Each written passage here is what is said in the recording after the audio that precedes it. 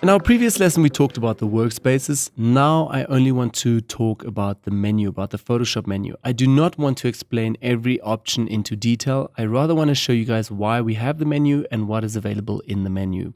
All right, let's move all the way to the top. Here you guys can see this white line with a few options. This is the menu, pretty much as with every program. All right, so let's go right away to Photoshop CC, and you'll see some texts here are dark and some are grayed out. So this means this is available, all the dark ones, and the grayed out are not available right now.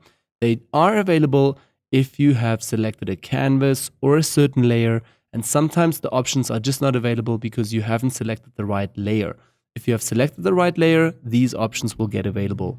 All right, so let's have a look here also. You can see there's a ton of options here that are grayed out because currently we have nothing open and we have no layer selected whatsoever. But that is fine. For now, we don't need to worry about that. I just want to talk roughly about all the sections. So let's start right away with Photoshop CC. Photoshop CC, it's all about the software again. Like you can see, about, preferences, service, and quit Photoshop or even hide. One more thing to mention in here right now is the preferences. If you are completely new to Photoshop, you do not need to play around in here. It's maybe something for the future. But for now, it's just good to know that your preferences are all set in here. And if you need to change something because you don't have performance or something, you'll need to go to performance and change it here. Or if something with file handling does not work on your side, Google about it. Google about what software you have and also what version of Photoshop, and then add your specifications in here. But for now, it's just good to know that the general preferences are here. And when you're a beginner, you don't need to worry about this interface at all. Okay. Let's go back to File. I also, like I said, I don't want to go through every single option. It's obviously self-explanatory. You just need to read what's on here. Basically, under File, you can again create new canvases and do a lot of things with canvases or individual layers. Also, quickly want to go to Automate, Batch Process, again with a few layers, create a PDF presentation, lens correction, merging to HDR, or even contact sheets. That's all available also under here. Like I said, I'm not going to talk in detail about every option here. Throughout the course, we'll often go to the menu and work with it. And then through that, you will learn the menu in and out. Because at the beginning, it's not really necessary to know every single button in Photoshop. If we go to Edit, you guys can see this has a lot to do with current layers. If you want to copy, paste, fade, align layers, blend layers, or do something certain with this. Also, one more thing down here, color settings, keyboard shortcuts, menu, and toolbar. So these 4 options are also pretty interesting, also assigning profiles. More about that later in the course. And after this lesson, I still want to touch base quickly with the menu option down here. Let's head over to Image. Again, Image has everything to do also with layers again. What type of mode are you currently working on? What is your image size, the canvas size, if you want to rotate, if you want to crop, trim. Some of these tools that are in here are also available from the toolbox on the left-hand side, but often it's a kind of a preference wherever you're going to go to the toolbox or into the menu bar. All right, so again, like you can read here are also a few more options that you can use on your individual layers. Now, let's head also back to layers itself. This has to do more with the layers in the layer palette that you'll have later here. Say, for instance, you want to fill a certain layer, you can also do this option from here. You want to create a layer mask, you can do this option from here. Or if you're going to group layers, ungroup layers, lock layers, link layers, merge layers. So every option is also available in here. But remember, Photoshop has many different ways of how you can work. You can either just work with Photoshop shortcuts, with the keyboard shortcuts. You can either work just here on the right-hand side with right-click, or you can work from the top menu bar, or again, you can also work from the toolbar. I'm dedicating another whole lesson just on that in the future on this course here. It might come in one of the next few lessons. So there are a few ways how to work with Photoshop. So it's not important to always know that which buttons are all in here. Let's also go to Type. Again, type extruding for 3D or create a work path, convert to a shape, rasterize type layers, everything that has to do with the type layers as well. Then under Select, everything that you're doing with marking tool and big selections in Photoshop.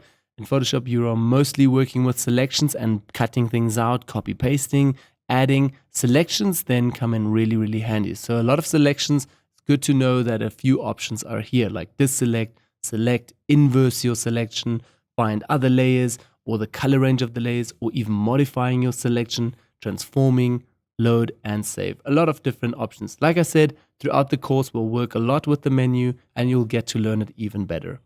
Under filter, again, it's a whole filter library here from effects on Photoshop.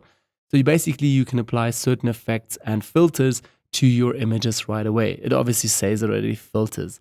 Again, you can also work with blur, distort, noise, sharpen, video effects. Down here, we also have plugins. These you will not have.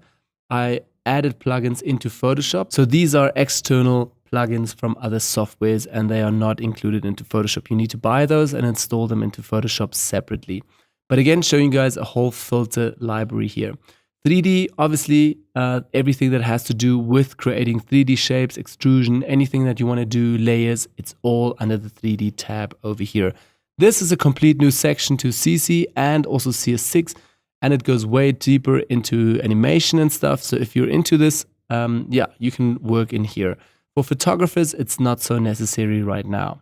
Under view again, you obviously have everything that has to do with your canvas. So zooming in, zooming out, fit to screen, screen mode currently, what do you want to show on there. Also rulers, so you can see the rulers here. Currently we don't have rulers because we don't have a canvas, right?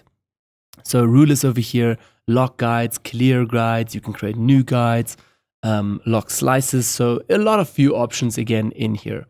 Under window, we also worked with that in the few lessons now. Window, you'll find again everything that has to do with your layout and interface of Photoshop. So like adjustment layers, or you want to have now, say for instance, the color palette, then you select the color, and over here you have a new panel again. So window, whatever you see on your interface will be under window.